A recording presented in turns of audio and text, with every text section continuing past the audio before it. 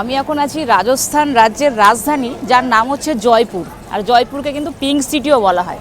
এই ট্রেনটাতে আসলাম। এই ট্রেনটার নম্বর হচ্ছে 12403। মথুরা থেকে উঠেছে। ট্রেনটা অ্যাকচুয়ালি আসছে প্রয়াগরাজ থেকে, সুবেদারগঞ্জ থেকে যাবে লালগড় পর্যন্ত। তো আমি উঠেছি মথুরা থেকে রিঙ্গাস পর্যন্ত যেতাম, কিন্তু আজকে এই ট্রেনটা কী করেছে, এই জয়পুর থেকে ডাইভার্ট করে দিয়েছে বিকানের পর্যন্ত, মানে রিঙ্গাস যাবে না।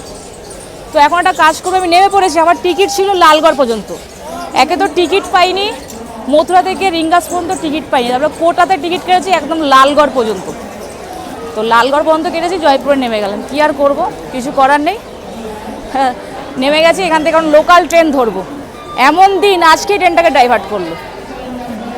লোকাল ট্রেন কত নম্বর প্ল্যাটফর্মে দেবে খুঁজি।